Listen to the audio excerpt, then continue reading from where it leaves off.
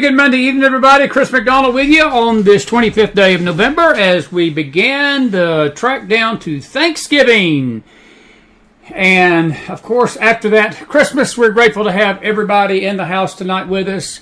Got back from Long Island late last night, and we had a brief Sunday night service. Now, you're talking about dedication. Who drives 13 hours from Gotham City in the Batmobile, comes home, throws a sweater on, and worships with you at 10 o'clock at night on Sunday night? Nobody but the Mac Man. But we were grateful that we did.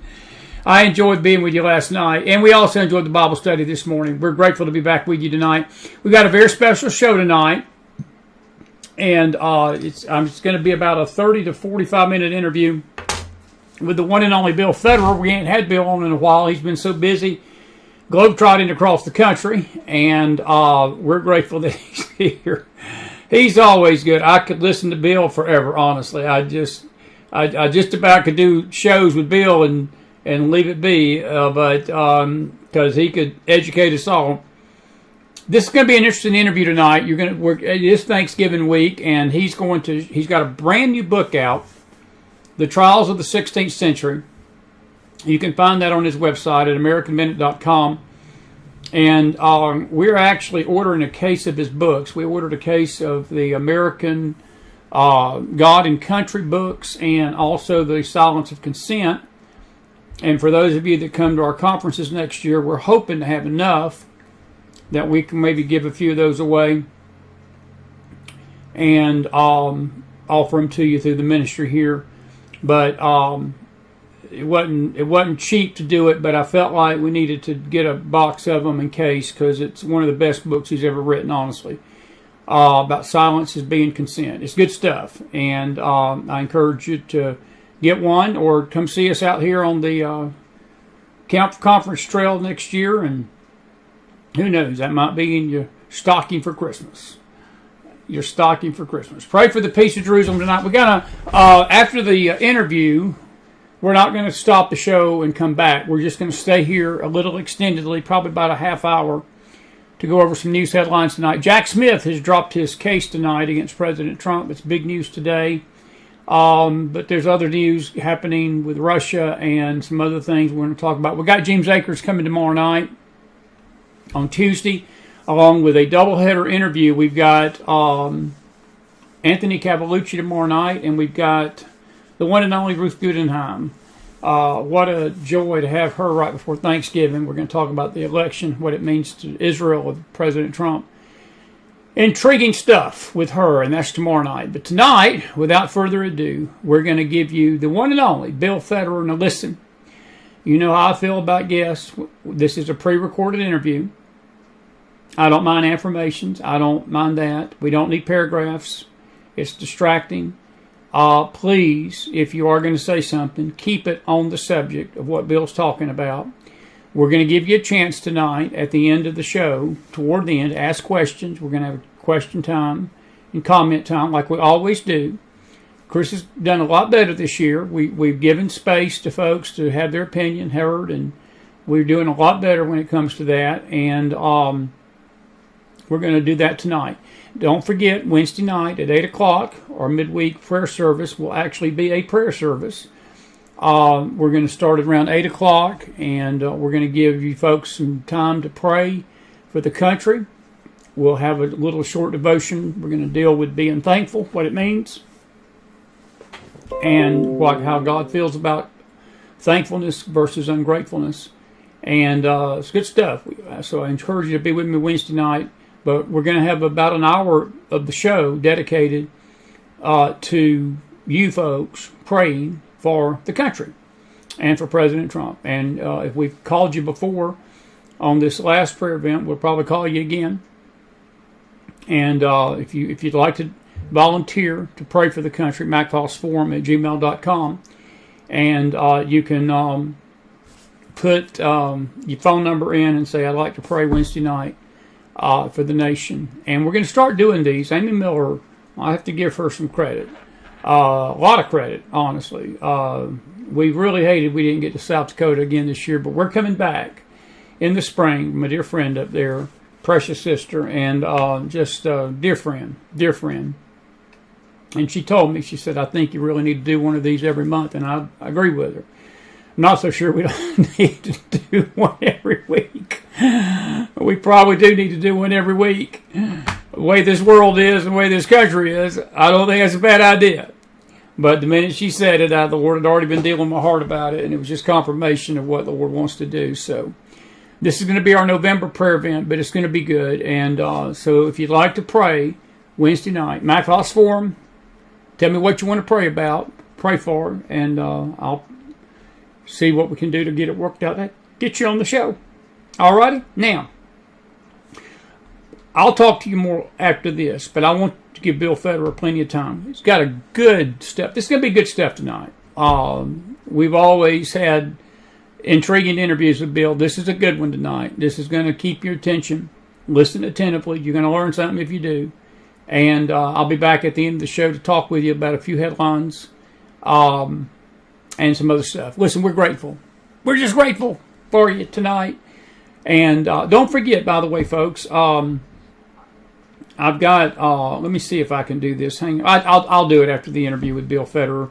I wanted to show you the website. We got a Christmas, one of the most prettiest Christmas sweatshirts in the world that we're offering, and we've got about 6 days, or 9 days, I should say.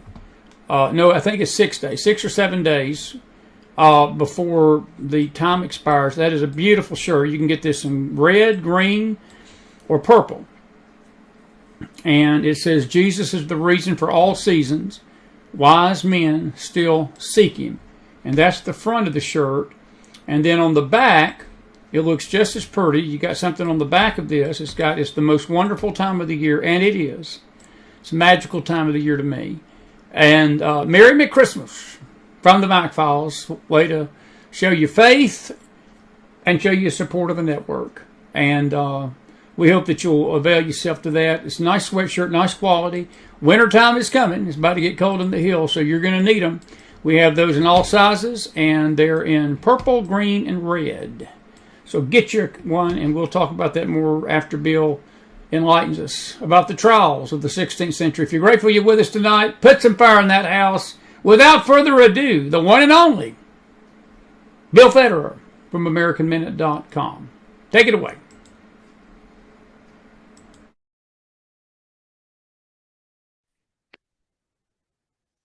And a good evening, everybody. Chris McDonald with you on a special pre-recorded McFiles interview. We are always grateful to have this dear gentleman with us. He's a dear friend and got to meet him last year for the first time. And it's just a pleasure to have Bill Federer with us, American Minute, and encourage you to go to his website, sign up for his daily briefs and his books. Will rock your world. We're going to talk about this new one that he's got out today that has to do with Thanksgiving. I'll let him explain that more. But Bill, good to see you, my friend. And it's just always a pleasure. We always get such good feedback from our audience when you're on, and I know this won't be any different. I will give you kudos. I was sharing this with you before the show came on. Your book on the Silence is Consent is probably, I thought, one of your best. And I pray people will get it and read it, because I think that's where a lot of the church is at right now, that if we don't start speaking up against this evil, we're not going to have a country to speak up for. And it's good. It was good stuff. I just want to give you kudos. Good to have you on the program tonight. How are you? Oh, hey, great to be with you. Good deal. Tell everybody about this new book, Treacherous World. It's about the 16th century Pilgrims and what they went through to, there it is right there, the treacherous world of the 16th century. And a lot of people don't realize what the Pilgrims went through to get us to founded this country. And the first Thanksgiving, we're airing this a few days before Thanksgiving, and it's incredible that I guess most of us don't really understand. I've read some historical accounts, but we were not there, and we can probably never grasp the peril that they went through during that time to have us celebrate the first Thanksgiving on our shore. Yeah, well, I always like to zoom out and then zoom back in. So big picture, you have the Roman Empire becomes Christian with Constantine. They're in a big thousand-year war with Persia. They beat each other up, and into that vacuum comes Islam. And so Muhammad's born in 570 AD, dies in 632 AD, and then the Muslims conquer Egypt, which had been completely Christian for 6 centuries, evangelized by Mark. Muslims conquer North Africa, which all used to be Christian. St. Augustine of Hippo was from Carthage. Today, that's Tunisia. Muslims invade Spain in the year 711 and conquered all in 10 years, and they're stopped outside of Paris at the Battle of Tours in 732 AD, just a century after Muhammad died in 632 AD. Muslims conquered Jerusalem. They conquer Syria, or in 648 AD. Syria had been completely Christian for 6 centuries, evangelized by Paul. And then they conquered into what is today Turkey. So it was the Byzantine Empire. All 7 churches mentioned in the book of Revelation were wiped out by the Muslim Turks. And then the Greek Christians begged the Catholic Christians for help. They send help. It's called the Crusades. When the Crusades end, the Muslims pick up where they left off and they conquer Constantinople, the biggest city in Europe. This in 1453. This cuts off the land trade routes to India, and that's when Columbus set sail looking for a sea route. He thought he made it to India, so he names the people he met the Indians. Anyway, so now the Spain controls the New World, and they take a lot of gold from the New World, and they use it to fit out their navy to stop the Muslims who were conquering on the Mediterranean. And so they win a battle on September 11th, 1565, stop the Muslims at the Battle of Malta. Then you have the big battle, 1571, where you have 230 Muslim ships powered by 15,000 Christian slaves under the deck like Ben-Hur rowing. And then there's 200 of the Holy League led by Spain. And Spain wins. But rather than going through the Mediterranean and freeing up cities from Muslim control, the next year, 1572, Spain decides to send its military to smash the Reformation in Holland. And they send the Duke of Alba to Antwerp, Belgium, and he kills 10,000 Dutch Reformed. Just leave their bodies piled in the street. Same year, 1572, it was a bad year. The Queen of France, Catherine de' Medici, Yes. she kills 30,000 Huguenot Protestants in the St. Bartholomew's Day massacre. And so you have a situation in Europe where you have to believe what your king tells you to believe. And if you don't, it's considered treason and you get canceled and killed. So imagine the government canceling people if they don't believe the way the government tells them to believe. So we focus on England. England had a King Henry VIII, and he was Catholic, and his wife, Catherine of Aragon, did not have a son, so he decides to divorce her. The Pope won't recognize the divorce because she is, after all, the daughter of the King of Spain. And in 1527, the King of Spain's army invaded Rome and imprisoned the Pope for 6 months. So he's not in any hurry to get on the wrong side of the King of Spain. So he says no to Henry's divorce. Henry decides he's going to make himself his own Pope. He starts the Church of England, goes on to have 6 wives. Their fates were divorced, beheaded, died. Divorced, beheaded, survived. Henry was not a nice guy to be married to. No. And his advisors suggested to him, if he's serious about breaking from Rome, he needs to stop using the Latin Bible, get himself an English Bible. The German princes have Martin Luther's German Bible. That helped them to break away. He needs to get an English Bible. So he says, fine, get me one. Well, it just so happened that Henry VIII would kill people who didn't believe what he told them to believe. Henry killed Sir Thomas More, who was his chancellor, who was Catholic, but he wouldn't flip and become Anglican, so he gets killed. But Henry VIII has William Tyndale killed because he translated the Bible into English, and for a while, King Henry didn't like that. William Tyndale's last words were, "Lord, open the King of England's eyes." He said that while he was tied up being burnt at the stake. And so now you have Henry VIII, and he suddenly wants an English Bible because he thinks it'll help break from Rome.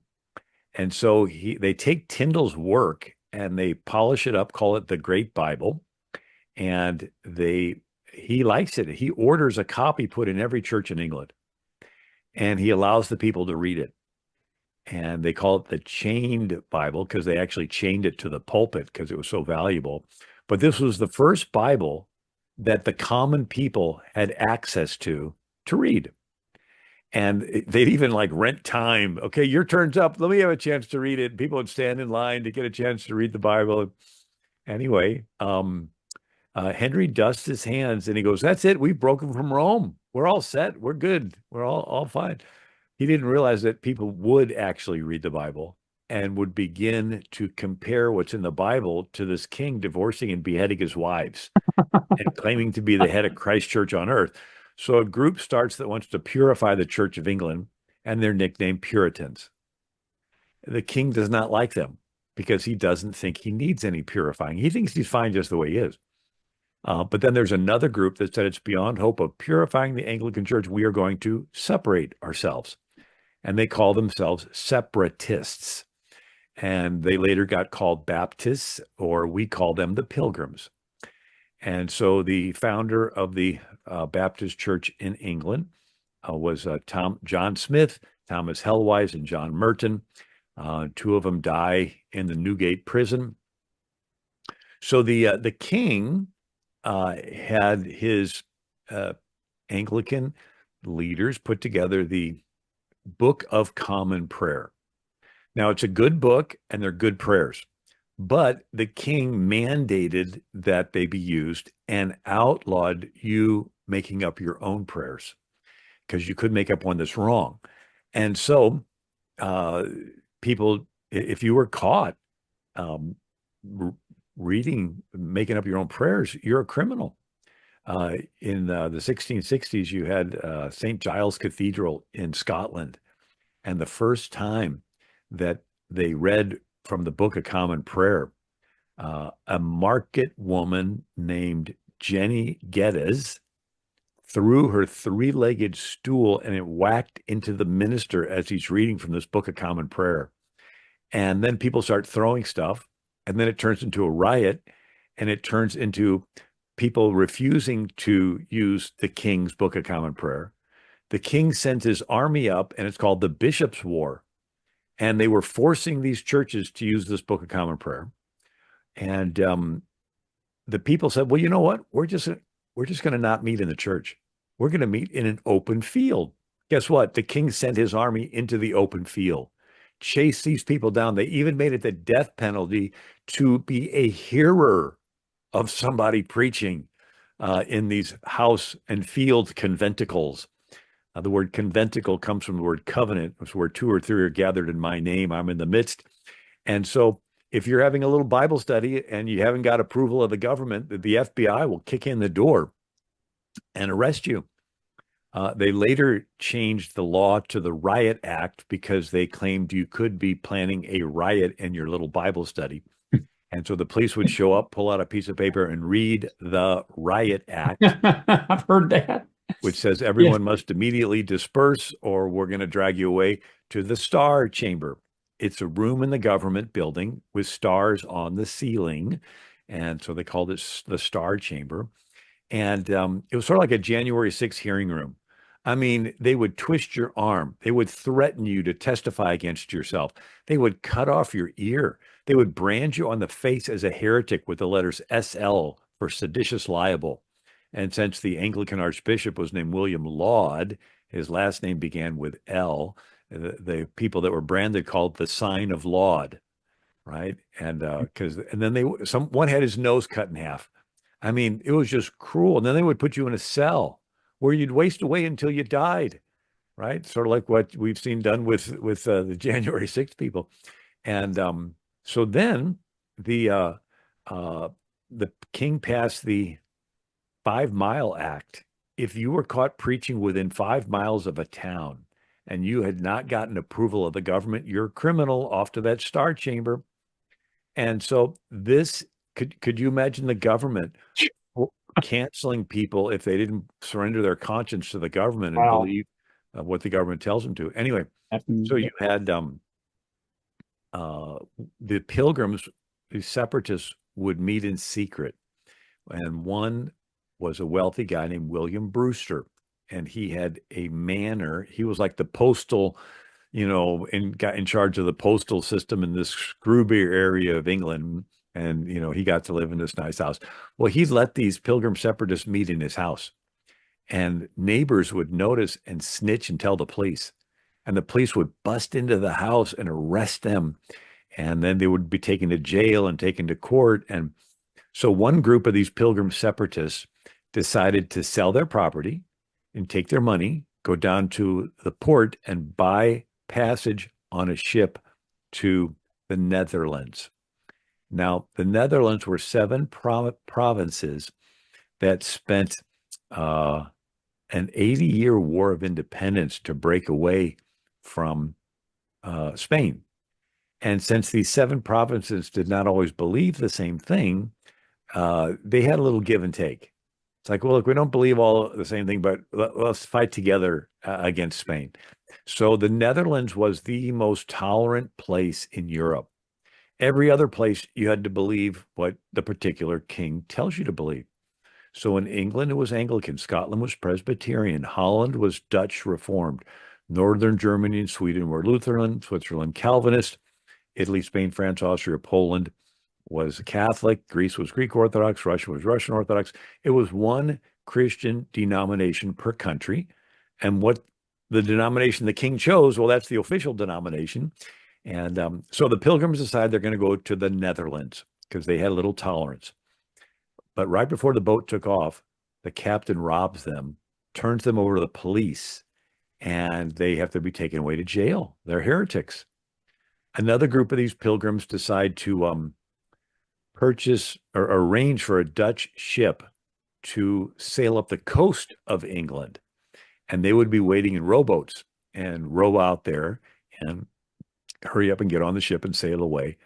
Well, the pilgrims show up a day early, and they're waiting in the waves and the surf, and the kids are getting sick, and they're like, can we just wait on shore? And so the men are rowing out and stowing all their stuff on the Dutch ship that finally arrived. But before they can come back for the women and children, a local saw the Dutch ship off the coast and told the police. The police come over the hill and capture the women and children. And the Dutch captain says, well, I don't have any army with me. He pulls anchor and sails away with the men. You can just imagine these women and children standing on the shore, watching that ship getting tinier and tinier till it disappears over the horizon. And they pass these women and children from one court in England to another for 2 years. One jail, another hearing, another court, another jail. Finally, a judge says, you really didn't do anything wrong, go home. They go, duh, we sold our homes. So just to get them out of their hair, they put them on a ship, sent them over to the Netherlands. And they get off and they start asking around, has anybody seen a bunch of men speaking English, right? And they find their husband, so there's a happy ending to that chapter. The pilgrims settle in Leiden, Holland. They're working 3 jobs. They aren't getting any new people to come over because the life is so tough. But they meet the Jews. So the Jews had the biggest community outside of the Holy Land after the diaspora when Rome destroyed Jerusalem in Spain. They're called Sephardic Jews, and there was a huge Jewish population.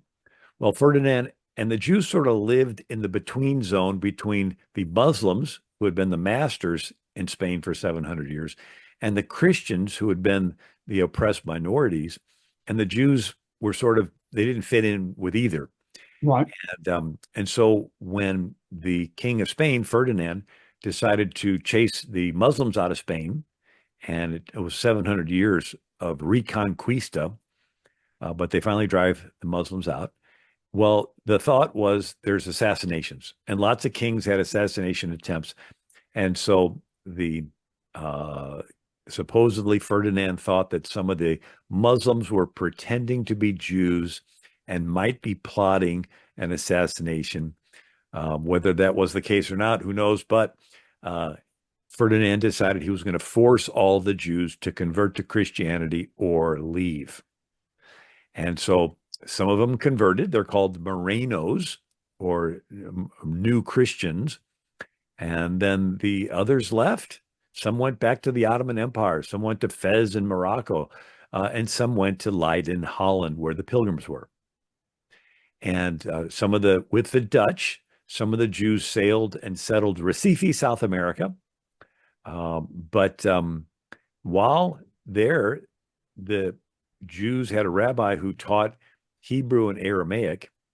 And at the same time, you had William Brewster teaching English in Leiden Hollow. It was a university town. And so from this point on, the Pilgrims began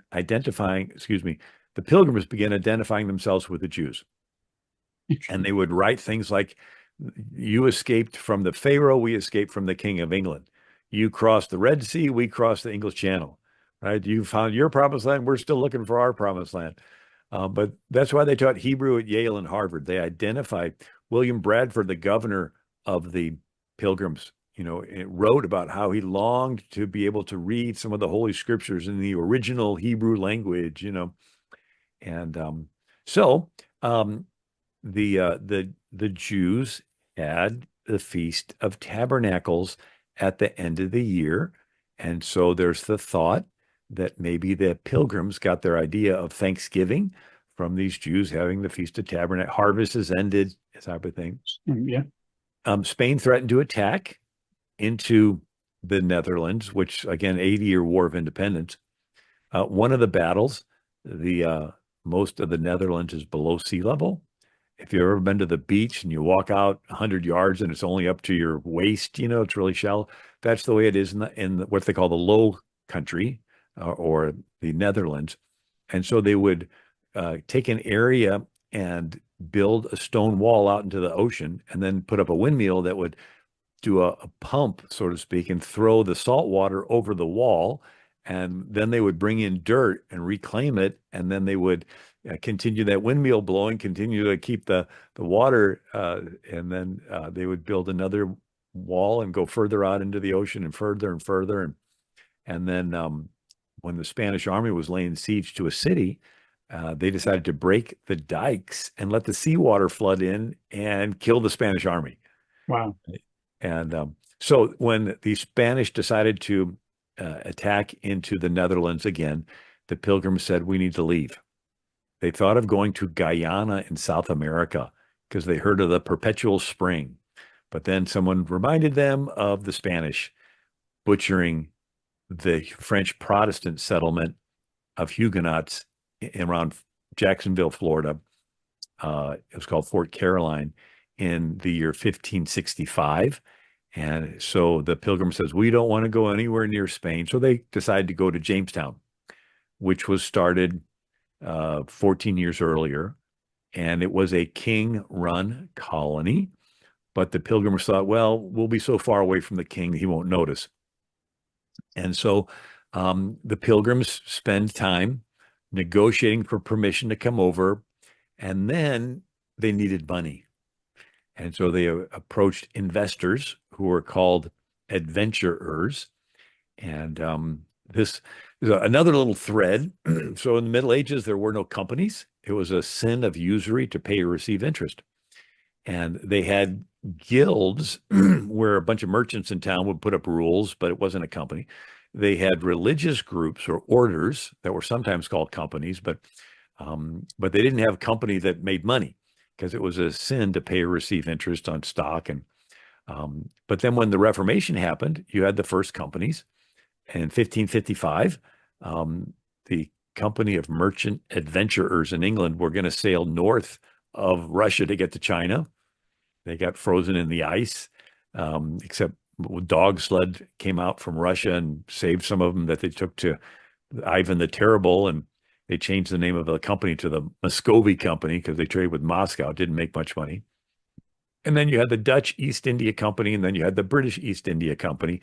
But then they started the Virginia Company to settle Virginia, and then the London Company. And the London Company is the one that lent the money to the Pilgrims to come across. And took 40 years of beaver skins to pay off that loan. So the Pilgrims were going to come on two boats, but one boat, the Speedwell, didn't speed well. It kept leaking, and they tried it again. It kept leaking. So finally, they had to scrap it and consolidate onto the Mayflower. They've wasted time and food. Now they're sailing in the winter. in November. It's freezing in the North Atlantic. They're confined to a 4-foot high 'tween deck for 66 days. And it wasn't a cruise ship. There's like, no privacy. It's rocking back and forth in this storm for 66 days. And one young pilgrim, John Howland, goes topside to get a breath of air, gets washed off the deck. But a rope was dangling in the water and he was able to catch it and they pulled him back in. And so they get to the New World. And instead of being in Virginia, they're 500 miles north in Massachusetts. There's nothing there. It's just a beach. They try sailing south, but off the coast of Cape Cod, it's really shallow. And 3,000 ships have sunk off the coast of Cape Cod. So the Pilgrims almost sink. Captain says, this is too dangerous. Goes back to Plymouth Rock and says, everyone off the boat. And they go, we have a question. Who's going to be in charge? There's 102 of us in the boat. Nobody's been picked by the king to be in charge. We were going to go to Virginia and submit to the Virginia government. They do something unique. It's called the Mayflower Compact. And we, in the presence of God, covenant ourselves together into a civil body politic. And they basically take their covenant church form of government and make it their civil government. And so now a little background on the covenant church government goes back to ancient Israel, the first 400 years out of Egypt, before Israel had a king. So king is the norm in world history, but around 1400 BC, you have millions of Israelites come out of Egypt, and for 4 centuries, there's no king. It's called the Hebrew Republic, and it was studied by these Pilgrims and Puritans. And so it's a way to keep order in society without a king who rules through fear. Everybody's taught the law, and everybody's taught that they're personally accountable to God to follow the law. And so, I mean, if you hear somebody take God's name in vain, it's your job to report them, right, to the elders of the city, and they have the trial immediately. And so the verse everyone knows is love your neighbor as yourself, Leviticus 19:18. The verse immediately before it says, confront your neighbor directly so you will not incur their guilt upon you. So they're loving each other, they're confronting each other. It's sort of like a parent. You love your kid, but every now and then you have to confront your kid. You have to correct them. It's like you love your neighbor, but every now and then you have to correct your neighbor. It's a self-pleasing system because there was no king for 400 years. Mm-hmm. Anyway, so this Hebrew Republic is what the Pilgrims had, and they took it from their church government. And in this emergency of being on the Mayflower, they decided to make their covenant church government into their covenant civil government. And the Mayflower Compact, we in the presence of God covenant ourselves together into a civil body politic. This is the first time this has ever happened. In the womb of the Mayflowers conceived the child of self-government. It's a polarity change in the flow of power. Instead of top-down, rule by kings, it's bottom-up, rule by we. Just 102 of us here, nobody else, just us. And we're going to agree to these rules and we're going to submit to them in the presence of God. And that became the model for their other New England colonies, and where you literally had churches founding cities. Wow. And so Hartford, Connecticut was founded by Pastor Roger Williams in 1638 and the first Congregationalist church in America. So you had a church founding a city. So everybody's involved in church and everybody's involved in the city government because there's nobody else to be involved. There's no like non-church members tagging along to be lazy and let them run stuff. And then you had Rhode Island was founded by Pastor Roger Williams and the first Baptist church in America. And then another Baptist pastor, John Clark. And so you have this situation that goes back to the Pilgrims, that goes back to the Bible, what part of the Bible, that first 400 years out of Egypt before King Saul. So that's why we look to the Pilgrims as the beginning of self-government in America. You know, not to Virginia. Virginia was a king-run colony. It originally was a company colony where the king gave a monopoly to some investors, but it went bankrupt. And then the king sent over a royal crown governor. But the king didn't pay the governor. He said, you've got to get money out of these settlers. And so the royal crown governor got all the farmers together. There were about 25 of them, and the word for neighborhood was called burgess. So these were 25 burgesses. And he gets them together and he says, I don't know how you're going to do it, but you need to cough up money to pay me. And so they would get together and say, okay, you pay this amount, you pay this amount. But while they were getting together, they would talk about other things. Well, we got to defend against the Indians. Well, we got to fix this bridge. We got to get this going. And as long as the royal crown governor got paid, he really didn't care what else they talked about. And so it backdoored Virginia into a semi-representative government. The church, the Burgesses actually met in the choir loft of the church. And but it was still a king-run colony, and so they still had to get permission from the royal crown governor until you had the Revolutionary War, and the royal crown governor got chased away, and Patrick Henry then became the first governor of the state of Virginia, and was in office for 5 terms. So anyway, you have the Pilgrims, and they're the ones that pioneer this self-government where you rule yourself without a king. And so it's a fascinating history. There's more there, but that's just a little bit that's in this book called The Treacherous World of the 16th Century and How the Pilgrims Escaped It. Couple great summary. Couple of quick questions. Is this where we get the term "we the people"? Because you mentioned that they said that we will rule ourselves. Is this sort of where we get this idea that we're self-governing as a nation?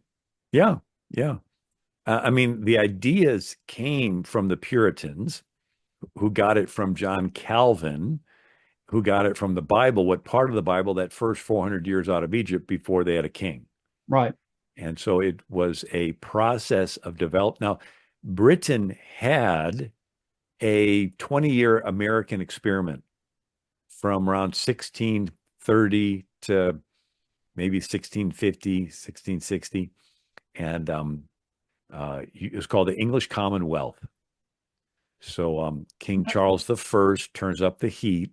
And in 1630, you have the Great Puritan Migration, where 20,000 Puritans leave England and come to America. But around 1640, you had a war led by Oliver Cromwell, and the Puritans won. And they chopped off King Charles I's head. Wow. And the Puritans, with their covenant government, ran England. Wow. But when Oliver Cromwell died, his son Richard was a weak ruler. He couldn't hold it together. And then William Penn Sr., the father of William Penn, he sails over to France and picks up the son, Charles II, brings him back to England, and he gets reinstalled as the monarch. Yeah. It's interesting stuff. I want to ask you a question. I visited in Salem, Massachusetts, a couple weeks ago, and every time I've been there, we got some dear friends up there, and they tell me that the Puritans and the Pilgrims did not get along that well, and there was a lot of tension between the two camps. Can you take a few minutes and speak to that? Do you have any insight to that as to what caused that little rift? Yeah, so the king was the head of the Anglican Church. Puritans were inside of the Anglican Church, just trying to purify it. I got you. So if you can imagine a denomination that's maybe a little bit dry, and then a revival movement starts inside of that denomination, trying to bring it back to life. Great analogy. And then if it doesn't come back to life, there's a group that says, you know what, we're just going to leave. It's a great analogy. And so the Pilgrims were the ones that left the Anglican Church. And so they were sort of looked down on by the rest as these sort of too religious. I mean, they're really, taking this scripture thing, literally. And so you had an interesting spectrum of church structures that were being developed at this time. So for 1,000 years, you had the hierarchical Catholic Church with the Pope at the top. And when the king breaks away, he keeps the hierarchical structure. He just puts himself in as the top Under him is the Archbishop of Canterbury, Archbishop of York, and the deaneries and vicars and curates and rectors and Anglican priests. But it's still top down. It's just without the Pope. And then you have the Presbyterians in Scotland, and their attitude was, okay, King James, we will recognize you because you're Scottish after all, but we don't want you ruling over our church. We don't want bishops.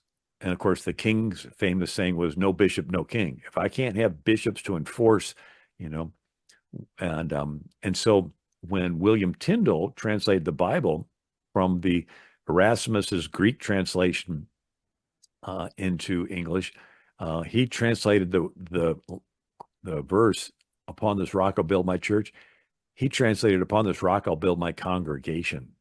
And the king didn't like that. He didn't like an assembly or congregation. He wanted the word church because he was the top of the church. And so the Presbyterians elected elders, and the word for elder is presbyter. Right. And so, and you have the Bible example of them, fasting and praying and picking the 7 disciples, Philip being one of them, and laying hands on them and says, okay, and then, but it was this idea that you would raise up leadership from amongst the people, those that are faithful, have their families in order and so forth. And then these presbyters would meet together in meetings called synods. Comes from the word synagogue, which means meeting place. And so the elders of the city would meet together, and they would make decisions as to what's the commonly held beliefs for their denomination. But it was bottom up. They didn't want a king-appointed governor coming in telling them what to do. So you had this tension between the Presbyterians and the Anglicans. And then there's the Puritans that they wanted to they were inside of the Anglican Church just wanting to purify it. And then they later branched away. And then you had the Separatists. But amongst the Separatists, you had 2 different views. One view was that you would have a pastor that was elected by the body. And the other was that there'll be just elders elected by the body, and they're all sort of equal. And then the extreme end of the spectrum was the Quakers. I've heard about it. Yeah. And they said, we are just a society of friends. Everybody's equal. Now, to their credit, they did give the first denomination to give equality to blacks, right? That was the Quakers.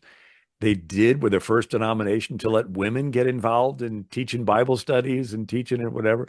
And, but they didn't have a pastor. And it was just a society of friends. It was a bunch of Christian friends meeting together. And so there was more responsibility on each person striving to read the Bible themselves. Now, what was an integral part of this development was the printing press. So prior to Gutenberg and his 1454 Gutenberg Bible, every Bible on planet Earth was hand copied. Think of that. Every single Bible on the earth was hand copied. You'd have these very intelligent scribes, and they would double, triple check everything to make sure that every word was translated. But it was time consuming. It took the smartest person a year to copy one Bible. I mean, these were valuable. It's interesting.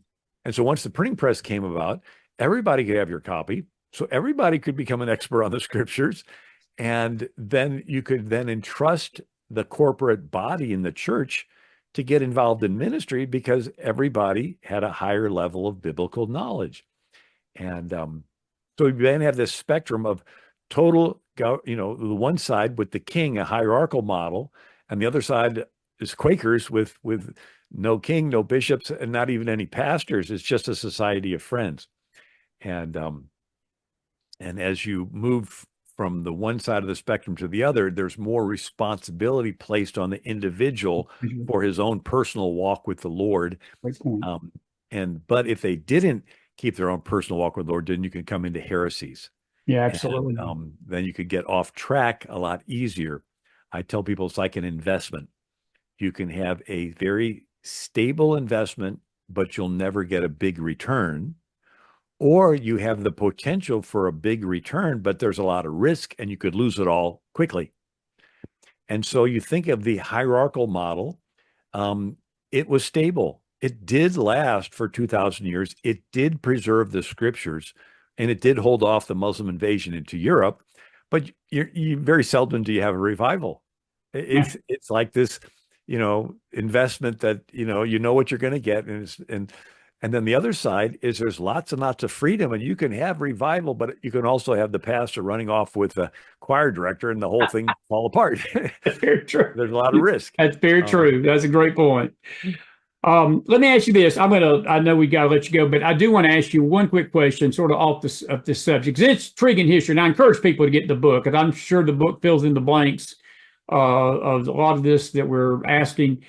When we get you back on next month, if we can work this out, I'd like to do a show with you about the Hebraic roots of our country, because it was intriguing how the Pilgrims viewed themselves almost like the Jews, and that's why there was a lot of Hebraic things in their faith, and I would find that intriguing. And we've done some shows with you about Christmas, and we'll probably replay those. But before I let you go, I want to ask you just your opinion, your thoughts on President Trump's reelection 2 weeks ago. And we'll let you wrap us up on this. What's your thinking? I know that there's going to be a lot of people that are. Look, I'm thrilled. I'm glad President Trump got reelected. The alternative was going to be very, very hard. It was going to make it. The people of faith were going to come under severe persecution, and sort of similar to some of the scenarios you were painting. Look, I've read some historical stuff about Dmitri, the Serpent Queen is what they called her, and this basically bloodletting of Protestants.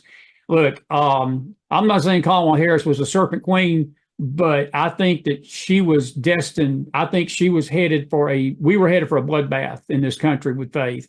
And I'm just curious how Bill Federer looked at this, and I'll let you wrap us up on this, because I'm grateful President Trump's reelected. I know he's not the savior, but I sure am glad he's my president. And I'm glad that at least we've been given a reprieve from some of this persecution, I think, that was headed our way. Yeah, when you think under Biden, he literally said Christians are the enemy. Yes. Pro-life Catholics are the enemy. Telling the FBI stop investigating child trafficking and sex trafficking, and instead go after these Christian nationalists or white supremacists. They come up with these fake words, but they use them as code to try to get rid of people with traditional Judeo-Christian values. And if you don't embrace the transgendered agenda, guess what? You're going to lose your job. And so I am thrilled that Trump got reelected. I'm very pleased at what I see him choosing as people to run. But historically, a couple observations. Whenever there's a solving of problems on the inside, there's usually attacks from the outside. Absolutely. Right? We got China, we got Russia, we got North Korea, we got Iran. And then when the attacks on the outside are finally solved, guess what? Then there's attacks on the inside. And it's like Jesus had to face the Pharisees, but then on the other side, he had to face Judas, right? I mean, he was betrayed on the inside. So we can't, the devil's not going to go away. After Jesus was tempted in the wilderness, it says he departed for a season. And so you need to always be on your guard. The second thing, my reading on the day of the election out of Jeremiah 37 was Babylon was laying siege to Jerusalem. The army of Egypt comes up and Babylon retreats. Yes. And the people in Jerusalem were like, okay, we're saved from Babylon, and Egypt's gone, and now it's back to normal. And Jeremiah says, you dodged a bullet. If you don't get serious about repenting, Babylon is going to come back with a vengeance. Bingo. Bingo. And I had this thought that if Christians go back to business as usual and don't seize upon this opportunity, it can get really bad. I mean, we do have the threat of missiles being fired that we supplied to Ukraine, missiles being fired into Russia. It's almost like these globalists want to provoke a World War III. Bingo. Before Trump can take office, because then they can use all kinds of emergency powers and all kinds of stuff. And so, I had this picture of, maybe like a pool of water, and you pull out something big, like let's say a boulder or something. And there's this moment when there is a hole there where you pulled it out, and then like the water immediately rushes in, and then before you know it, it's all back smooth on the top of the water. It's like if the Christians don't immediately rush in and fill the vacancy and get involved in their community and get people elected to the school board and get people elected to city council and get involved and make sure that the elections don't get fraudulent. If we don't take advantage of this window, we may never get this chance again. And so this is not a time to go. And then personally, everybody was praying very, very seriously prior to the election. Don't go back to neglecting the Lord.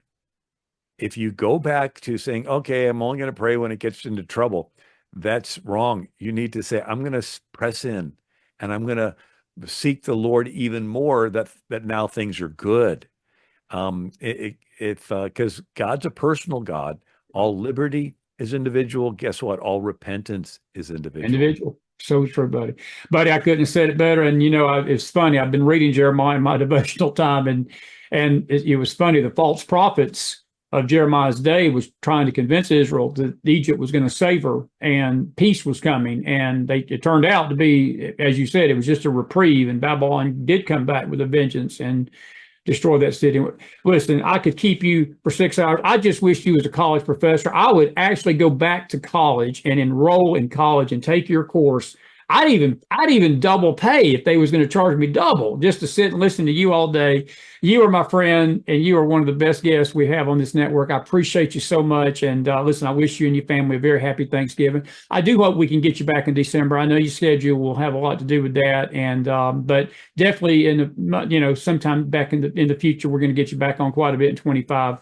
Thank you so much for being with me tonight. And I encourage people, give them your website real quick where they can get these books, these great, great books.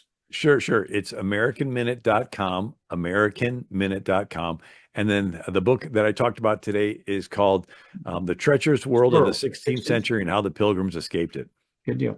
Bill Federer, everybody, and we appreciate him being with us tonight. Listen, folks, stay with me. I'll be right back. Bill, thank you so much, my friend. Thank you. And that is the one and only Bill Federer. Man, that's good stuff, isn't it? That was some good stuff. Yes. I hope you learned something. And I saw Mary Suarez come in to the house from Salem. Good to see you, my friend. And every time I go to Salem, which is down the coast a little bit from the Plymouth Rock area, I always get a great history lesson from her and Catherine up there about the Pilgrims and the Puritans. And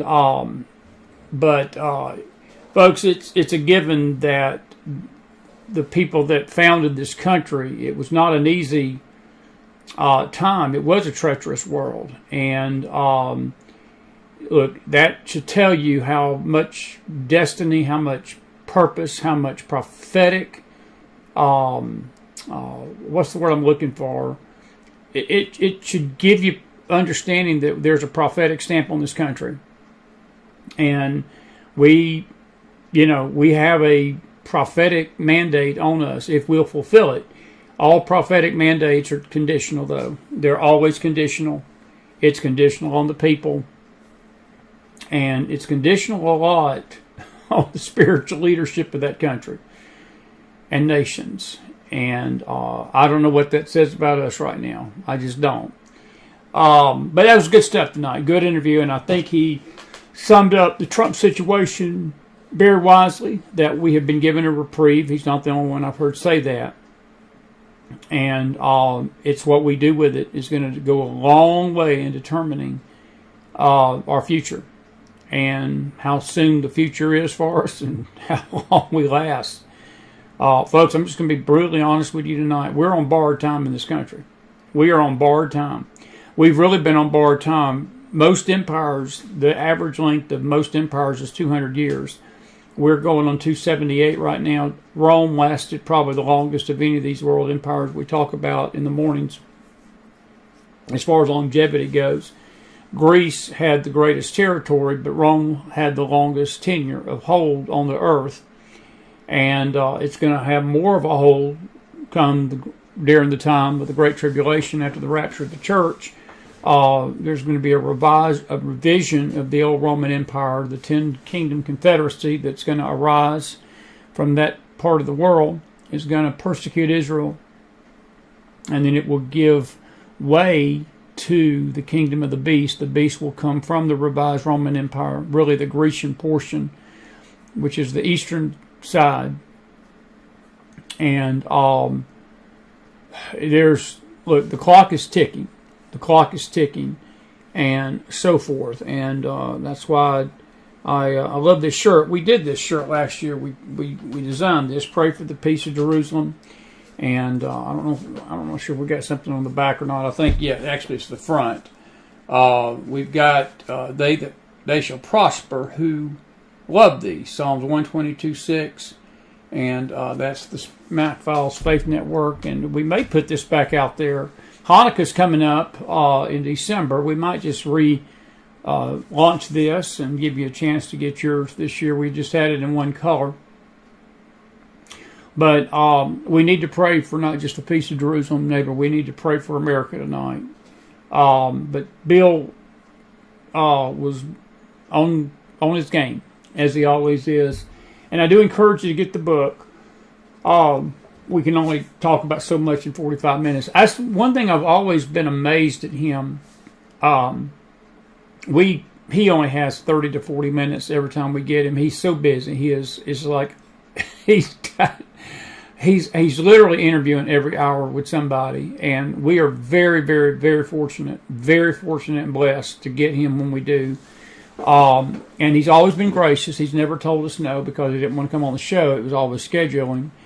And but I am just amazed how he can take something so complex and in 45 minutes explain it to us and consolidate it down.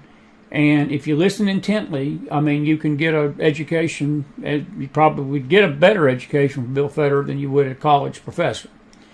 And I'm a historian myself. I love history, and it's intriguing stuff. But the thing we wanted you to take away from this interview tonight was we're about to honor Thanksgiving in our country on Thursday. And the first Thanksgiving was held in the 1600s. And it was not held without peril. And that's why we need to be grateful for the people that founded this nation.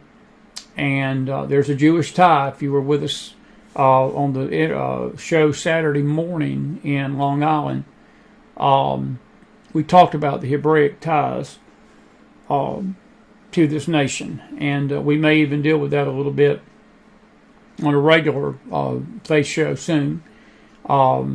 Maybe on a Wednesday night in December, talk about that, because we're going to be dealing with Hanukkah and things of that nature and so forth.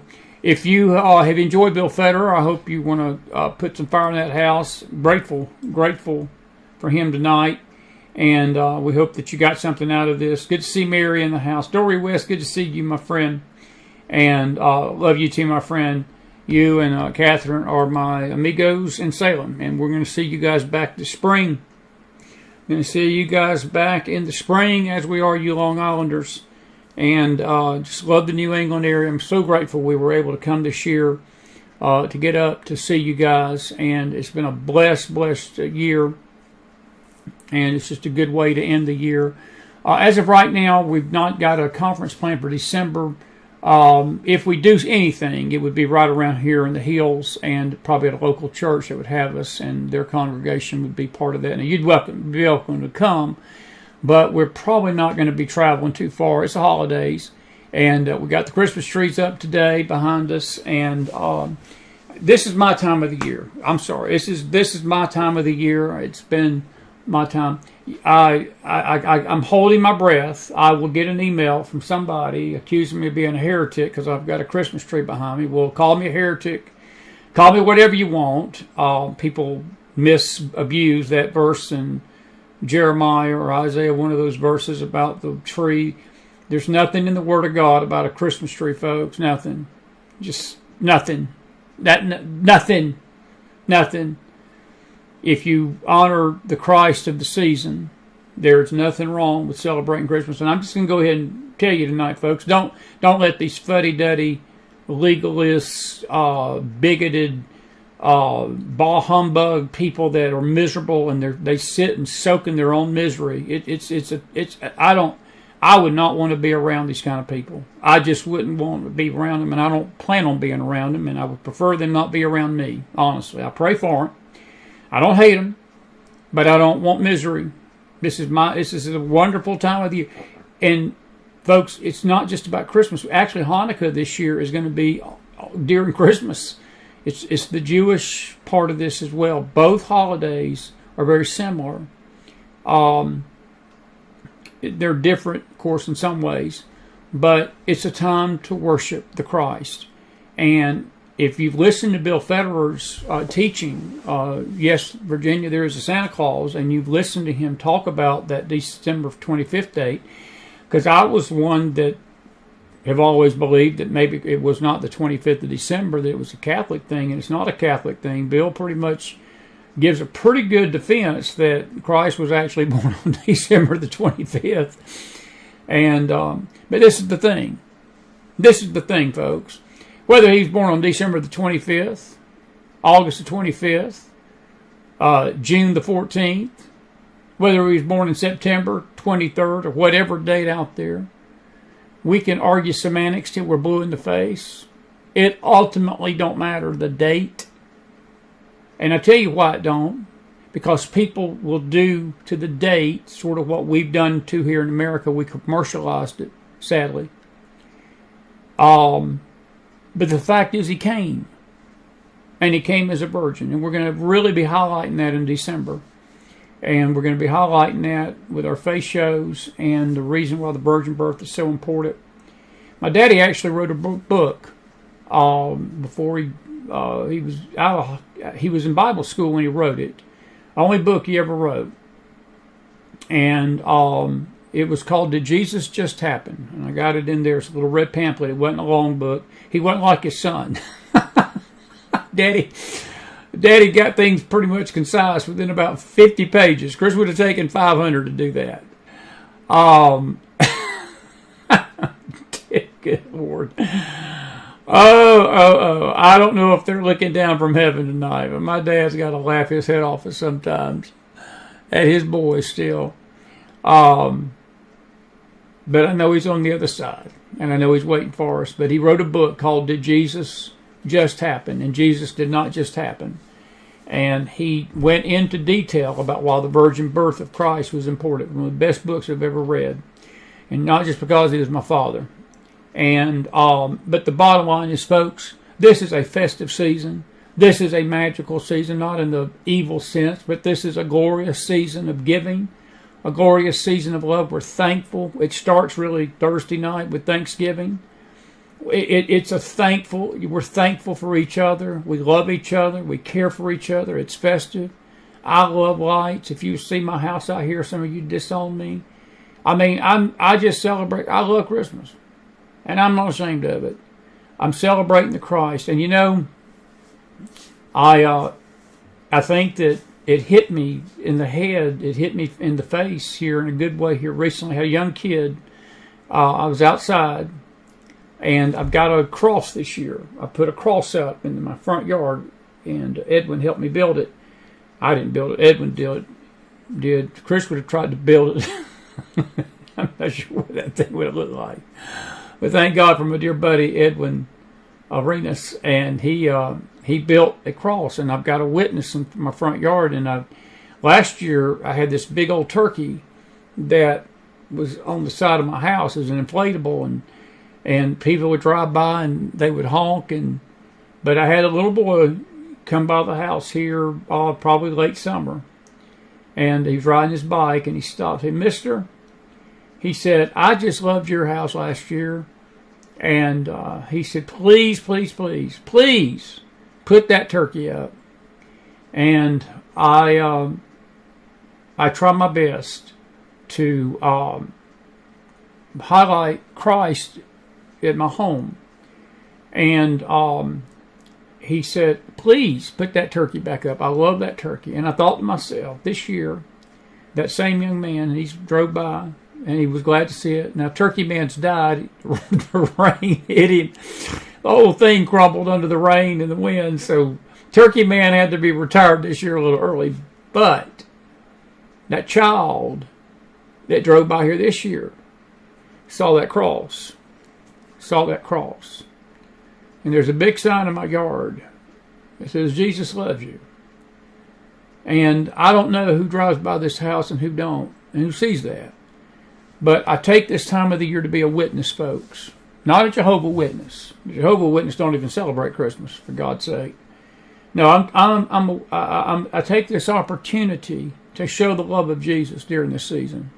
And you need to as well. And you don't need to be ashamed of it. And you need to be joyful instead of a bah humbug. We got enough of those in this world. We got enough critics in this world. We got enough slanderers in this world, and liars, and just damnable heretics, and people that are ugly and hateful to each other. I want to say this tonight. I'm going to let you go. I'll deal with Jack Smith and all the news tomorrow night. I don't want to ruin Bill Federer's interview with a bunch of news tonight. We got tomorrow night, and it's going to be a good show. We might do a double feature tomorrow night and do a news show. I did do a poll for you. Do you agree with President Trump's picks? And I'm going to take your questions here in a minute. But I'm going to say this about the people in Long Island, New York, and the weekend that we had up there, and I talked about it this morning, folks. I've never realized how much I enjoy these conferences until this weekend. We've had some good ones this year. All of them have been good. Some of them have been well attended, but better attended than others, and that's fine. I remember when I showed up Friday, Dory said, well, it's only going to maybe be me, you, and Jenny. She wasn't sure who was coming, who wasn't. And I told them both. I said, I don't care. She said, well, that sure would have been a long way for you to drive for two people. I said, I don't care. I'd have drove 11 hours for you two and to teach if this is how many was going to show up. I crucified that a long time ago, about numbers. But the fellowship that we experienced this weekend was one of the most precious times that I think I have ever seen. And I've been in church since I've been a child, folks, and I tell you, we had such a sweet spirit in that house of Dory West. I'm telling you, in the Acts 242 event center.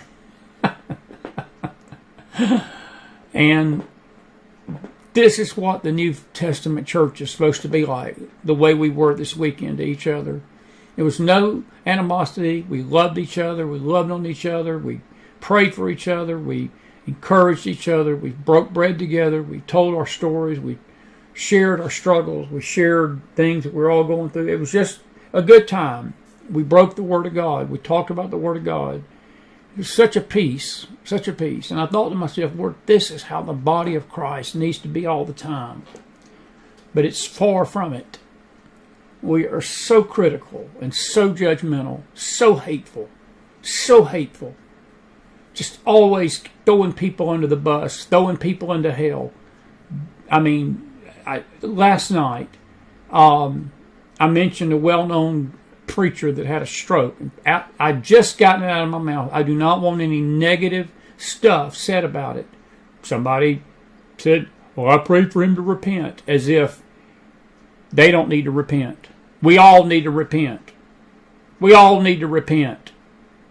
But that's the body of Christ tonight. We're always trying to force other people to be like us, and we can't do that. We can't do that. And that little fellowship up there this weekend, we accepted each other for our differences, for our personalities, and we loved on each other, and we fellowshipped. And there was the greatest feeling of love that I've ever felt. I tell you, it was just something beautiful. And I got up and I told them Saturday night, it was sad leaving them. It was sad leaving them. And I felt the same, and I know Mary's out there. I felt the same thing at Salem. We had lunch together Saturday afternoon of that conference, and the fellowship. And we were in one of the most evil, wicked cities in America. But there was something about that little group. And it was like we felt safe with each other. We prayed for each other. Pastor Moses opened that little church up to us. And it was so precious. South Dakota, same thing. Dalton, Ohio, same thing. Waveland, Mississippi, same thing. Jacksonville, Florida. It was the same thing. I mean, it wasn't my event in Houston. It was a little different scenario there. But I'm coming back to Houston, and we're going to have it there. So don't let this season get lost on you and be caught up in this legalistic nonsense that people try to throw on people that celebrate Christmas. Folks, we're celebrating the Christ. The Christ. Mary Christ. Christ, Christ, Christ, Christ, Christ. Christ. Christ. And he is the reason for all seasons, not just Christmas, but all seasons. All right. Now that's my two that's my 2 cents. Oh, Mary, the name of my daddy's book. Did Jesus just happen? Jesus just happened. Did Jesus just happen? He never. I don't know if this is even out there. I don't probably. I don't think there's no way you could get it. I've got probably the only copy that's left. Honestly, he kept it in his notes. I've been thinking about. Seriously next year reprinting it, copying it, doing a reprint, typing it up and reprinting it and putting a new cover on it because it's a great book. It really is. And what I'll do is stuff I don't agree with at my own, I'll add my 2 cents. And then when I get to heaven, I'll let him know that I did that and see his response. He won't be able to get mad at me in heaven. Oh, Lord. Anyway. Did Jesus just happen? And I can tell you he did not just happen, folks. He did not just happen. He did not just happen. He was preordained from the foundation of the earth. I feel that on me tonight. All right. Now, we've had, let's see, about 46 of you that's voted. Let's see. Maybe I'll type it in here, right here. There we go. I don't know if you're probably not gonna find it on Amazon. 80% of you agree and like with President Trump's picks. Now I'm gonna take. It is 74 minutes, so that's an hour and 10 minutes. It's 10:15. I'm gonna go 10 more minutes, and then I'm out of here for tonight. I've got a little car lag. It ain't jet lag. I got a little Long Island car lag from a 13-hour trip tonight. So I'm coming back on here after this. This is your time to speak now, forever hold your peace on a Monday night. Tomorrow night, we're going to talk about Jack Smith's case being dropped. We got other stories we're going to be covering. Telegram room, check it out. And let me come over here. You're going to go blank on a blank screen here just for a second. But I want to... well, let's see if we're going to do this. There we go. I want to show you this right here. This is the website, and we've got this link in our Telegram room, but there's the, whoops, that's not the page. Whoops, that's not the page. Hang on just 1 second. Give me a minute here. Give me 1 minute. I'm still here. I am still here. Bear with me. I want to just show this to you. And we just need, folks, around 11 people. We need about 11 folks to buy, or 11 more shirts. It don't have to be 11 folks. We just need one of you, and you can buy all 10 of them if you want to. But this is the shirt, Merry Christmas 24. There's the front of it. There's the back of it. That's how it looks in purple. We do offer it in blue. We offer it in green and red, and I just like that shirt. And with the wise men, Jesus is the reason for the season, and so forth. And we're grateful for that. Bless you, bless you, bless you, and so forth. So we hope that you'll get your shirt, wear it with pride. And I'm probably gonna maybe even as early as tomorrow. I think I'm going to relaunch this one. I love this shirt. And it'll give you a testimony for Jerusalem with all this anti-Semitism. We're going to address this anti-Semitism very soon, hard again. We've not done it in a while, but we're going to. Still raging. still raging. We addressed it some Saturday. And it was funny when we asked the people in Long Island what was the one thing they learned over the weekend. They didn't know. All of the learning came from that Saturday afternoon session about Martin Luther and the anti-Semitism of the church. A lot of folks still don't realize how anti-Semitic the church has been in its history. So that's good. That's a good thing that we were able to teach that.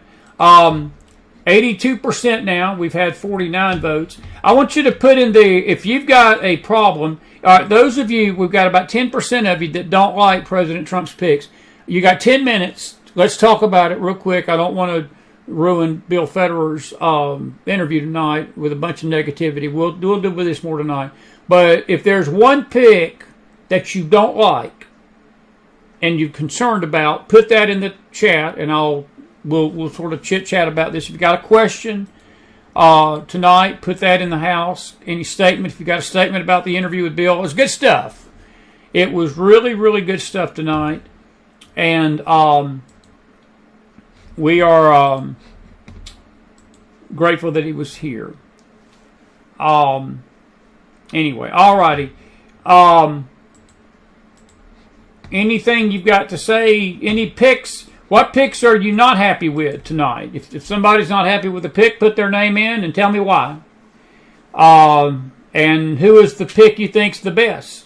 What do you think his best pick has been so far? Real quick, we got about 10 minutes, folks. I'm not going to keep you long. We got about 10 minutes. If you got a question, any statements you want to make tonight about the show, and then tomorrow night we're going to be. I think Trump has a plan for those picks, maybe to appoint them and then fire them. I don't think Bobby's going to fire him. I don't think he's going to fire him. I do not think he's going to fire him. Amira says the new AG nominee is completely for jabs, masks, and lockdowns. All Fauci or worse. Mary, I don't agree with that. I mean, I understand your concern, and I've heard that concern expressed by the right. We'll see. I put it like this, Mary. I'm going to give her the benefit of the doubt for now. I'll give her the benefit of the doubt for now. I tend to believe that if she comes in like that, her tenure as AG won't be long. And Bob may be correct. He may fire those that don't toe in line. And look, folks, the left's all up in arms about. I've been hearing the left today talk about, well, all these people are in lockstep with the president. Well, duh. It's his cabinet. They're supposed to be in lockstep with the president. They act like that's a bad thing. Of course, the only time that's okay is when you've got liberals in lockstep with perversion, corruption, baby killing, baby murder, transgenders in office, basically women in men's sport or men in women's sports, men using women's bathrooms and policies like that, and trying to start World War III, as Joe Biden's trying to do tonight, by the way. NATO is on high alert, folks. I don't know if y'all know this or not. NATO is on high alert tonight. They're concerned that there's about to be a European strike by the Russians somewhere. Europe, in France, Germany, maybe London, England, Winfield, England. There's a possibility because we keep poking the bear. It's like we are kicking sand in Russia's eyes right now and not expecting her to retaliate, and we keep doing it, and we're going to get what we're asking for. But see, whenever the left is in power, it's okay for all that to be in lockstep. But when Trump or Republicans are president, well, you need somebody that's going to check his power. No, you don't. That's what you got Congress for, and that's what you've got the judicial system for. And by the way, elections matter, folks. American spoke 2 weeks ago that we're tired of this liberal turd. We're tired of it. And we're sick of it. We're vomiting sick of it. And we don't want it no more. They're not getting that message. They still think that it's about something else. No, it ain't about anything else. Your policies just suck. And the people behind them do too. That's what the problem is. Anyway. Susan, you found the ordering on the Telegram room. Charlotte, Matt Gaetz being a special prosecutor, that is possibility. That is possibility. Amaris Rubio, Gorka, and Newcons. I don't know. Look, I agree that Trump has got a couple of iffy picks, but I will tell you this: overall, I give him an A+. Overall, I give him an A+. I think that everybody that he's got in place, I put it like this: I think they saw what happened in 2016. They saw what happened in 2020. They know he's a lame duck. If they get in there and do a lot of foolish nonsense, they're gone. They're gone. He ain't got nothing to lose. He got nothing to lose.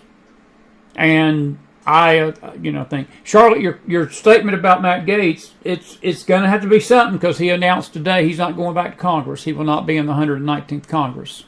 And they've sort of deep-sixed him pretty good.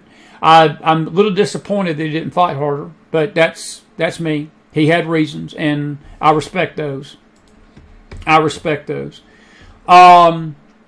Leon, you said the Treasury Secretary doesn't seem to be a good fit. Actually, Leon, he does. He does. I've heard nothing but good about the Treasury Secretary. And folks, let me just say this tonight. It's just a thought, and take this as Chris's opinion, okay? And this is not a scold. This ain't a in-your-face statement. Ain't none of them going to be perfect. Ain't none of them going to be without fleas. There ain't none of them that's not going to have a little baggage with them. There ain't going to be none of them that we're going to be 100% just giddy about. But I will tell you this: the alternative of what we could have had compared to the cabinet we're about to get, I don't have to tell you the difference. I would hope not. So, just a suggestion. Let's be thankful that this is a Trump cabinet, not a Kamala Harris cabinet. And we better be thankful to God, and be thankful tonight, and be very careful about growing cynical and always throwing shade and water on a blessing and something that God himself did. Look, until Jesus Christ comes back to this earth, folks, our politics in this country are never going to be right. Our politics are never going to be perfect. It's just, I'm sorry, it's just not. I don't care who's up in that office. You got imperfect people. You've got people that are going to make, and look, folks, Trump's cabinet is going to get it wrong sometimes. Trump's going to get it wrong sometimes. But I say it again, instead of us being fence sitters, let's be thankful tonight that this is a Trump administration that's coming in and not a Kamala Harris administration. That's going to make for a great Thanksgiving next year. Linda McMahon, I like Linda. I like Linda, Jason. I do. Cash Patel makes good. Makes a good thing.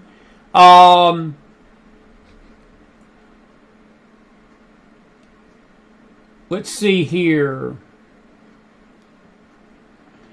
We've got two people that says the Surgeon General was behind the vax, and I was not aware of that.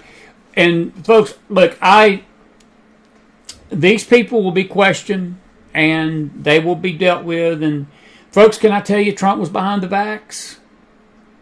And folks, can I just, look, listen, please listen to this gray-headed Mac man.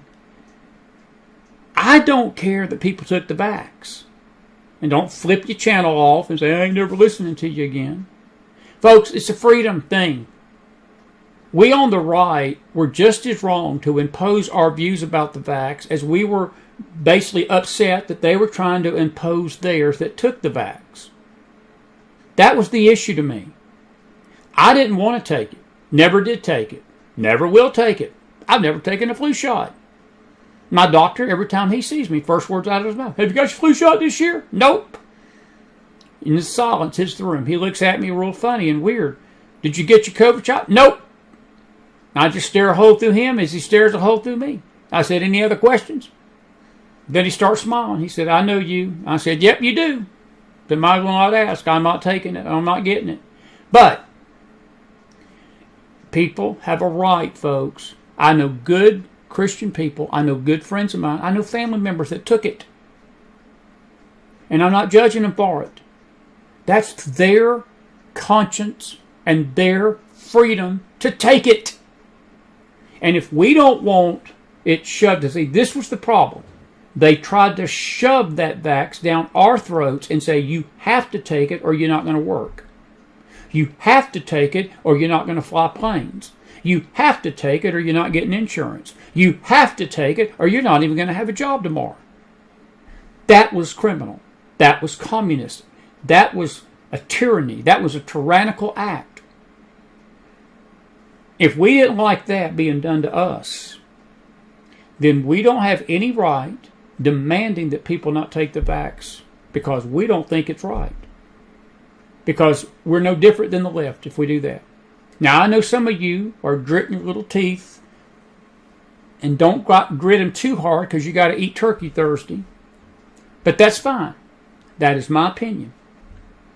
I don't judge people. And if this Attorney General, Surgeon General, has backed the vax, Trump knows she's backed the vax, he's aware of it, and there's a reason why he's putting her up as Surgeon General, we'll just play it by ear.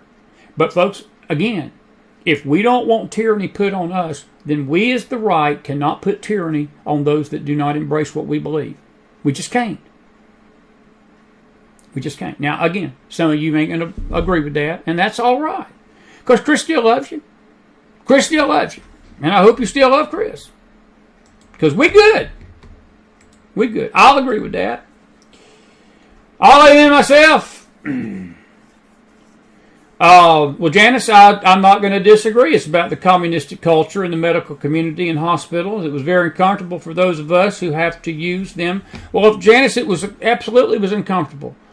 But it's no different. Look, Janice, if this was reversed and somebody that didn't want to take the vax, let's say somebody did want to take the vax and they go into a hospital and somebody that runs the hospital, they're against the vax and they say, no, you ain't going to come in and we're not going to give you services unless you refuse to take the vax. We wouldn't like that. It's the same principle. All my point is, and I'm not disagreeing with you, Janice, it was communistic. It was very communistic what they tried to do. It was extremely communistic. And it was medical tyranny.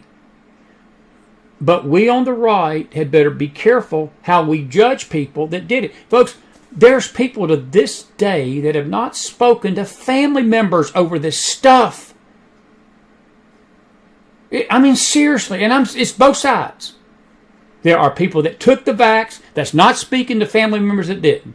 And there's family members that didn't take the vax that ain't speaking to family members that did. Do you think God's pleased with that? On either side, He's not. We had people, and I talked about this one of the sessions. Folks, you had people out there putting videos out there, putting posts out there that this vax was the mark of the beast. That if you took the vax, you're damning your soul to hell. Don't get me started. I don't want to ruin my Christmas spirit tonight. Because I got my trees up and my old Holy Night song. And it's Christmas Thanksgiving time. And there's no bah humbug on the McFiles on a Monday night with Bill Federer. I'll amen myself. And to Mary, that's the bottom line. That's the bottom line. As long as they don't force it upon me, I don't care. And Carol, I'm sure with you that if they don't follow Trump's agenda, they'll hear you're fired. And I do believe that he will do that. And I think that is a legitimate. That's why I've got confidence in what he's doing and picking. And I think that, look, there's a difference now. This is a different Trump than it was in 2016. He's a lot smarter, a lot wiser. He knows who he wants. He knows what he wants in his cabinet. And it's his cabinet. And I'm with you. But we can't ignore the fact that President Trump, folks, there were times he was pushing the vax. He was claiming he got the vax for the country. So, I'm with you. And folks, I'm not taking issue with you that, are concerned about these cabinet picks. That's why I asked you the question. I'm concerned about a few of them myself. I don't know how this is all going to turn out. But, I'm trying to get you to see something. It's Thanksgiving tonight. Thanksgiving week. We need to be thankful. We need to get on the ground. We need to get on our carports tomorrow and kiss the ground that we walk on. And kneel down in front of our garages. And kneel down in front of our homes. And watch people drive by and think we're crazy. And thank God above that we've got a Trump administration coming in here. And not a Kamala Harris administration coming in here. I think we can all amen that tonight. I think we can all put some fire in that house. I think we can all amen that. I think we can. And James, I don't care if Jared Kushner's advising him. So what? That's his son-in-law. What's wrong with that, James? There ain't nothing wrong with that. That's his son-in-law. It's family. He's not the only one advising him. He's got advice from a lot of people. I mean, if you're trying to throw shade at Jared Kushner, you might as well throw shade at all of them, James. They're all advising him. I just think that he knows. Let me say this, James, and I'm not taking issue with you. It doesn't matter who advises you. I get advice all the time from people. I don't take it all the time. Sometimes I do, sometimes I don't. When I get advice, I chew on it. I pray about it. I think about both the negative and positive aspects of taking that advice. I weigh it. And ultimately, the buck stops with me. If I take advice I shouldn't have taken, it's not the person's fault that gave me the advice. It's mine for taking it. And if I don't take advice that I should have taken, again, that's not on somebody else. That's on Chris. This is on Trump. So I don't care if the Easter Bunny is advising him. I don't care who's advising him. As long as it ain't the Antichrist. And it's not the Antichrist that's advising him. It's on Trump. And whatever advice he gets, ultimately, he's got to make that call whether that's good advice or not. That's why we voted him in. Because we believe that he's going to take the right advice. He wouldn't have won in the numbers he did if we didn't. Not taking issue with you, James. I see your point. But it don't matter. It don't matter. It don't matter. Who's advising him? All righty. You still love me out there? If you do, put some fire in that house. All you non-vaxxers, don't go out and say Chris is saying on his show Monday night that he agreed with the vaccine. No, Chris didn't say that.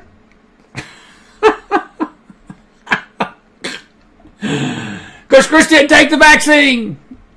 And Chris will be an old man in a wheelchair before he would take a shot. Because Chris hates shots. And they're not jabbing me with the jab. Or the coconut cake. Or whatever you call it. Never, ever. Ever. But for the people that do want it, I will fight for their right to do it. Because that's what we call freedom. That's what we call freedom, folks. And freedom just don't work for a select few. It works for all of us. If it's not working for all of us, it's not freedom. And Chris McDonald will approve that message. And he'll amen himself on that. He'll amen himself. Anyway.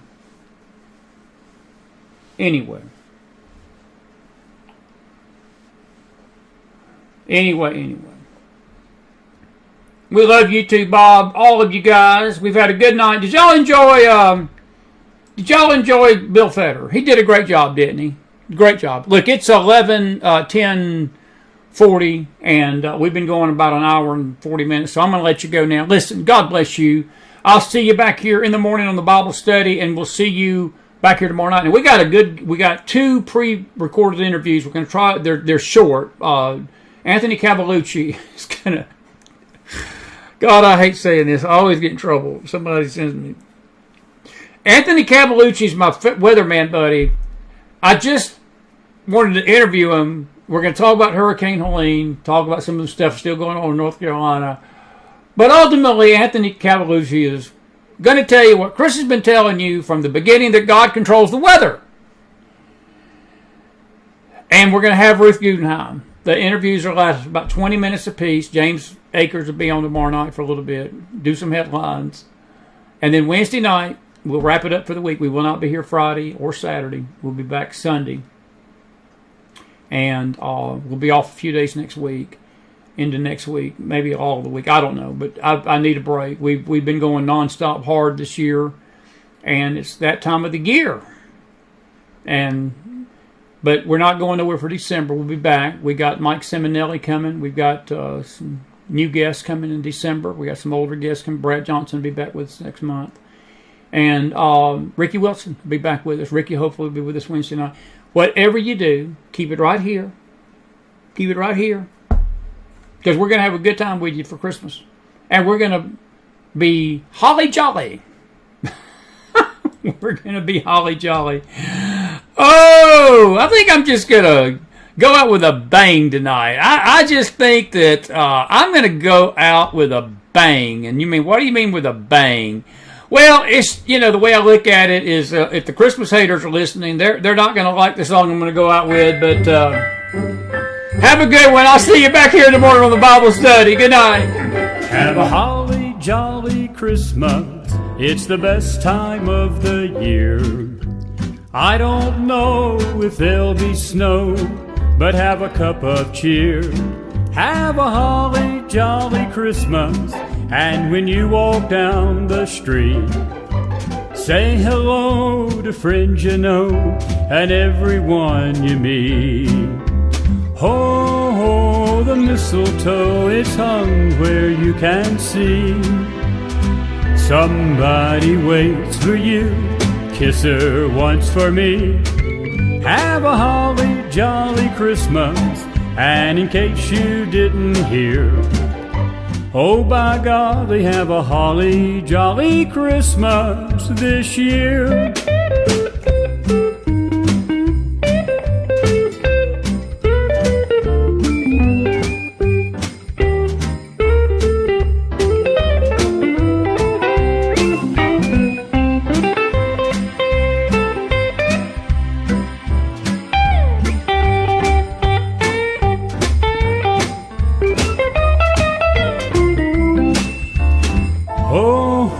The mistletoe, it's hung where you can see. Somebody waits for you, kiss her once for me.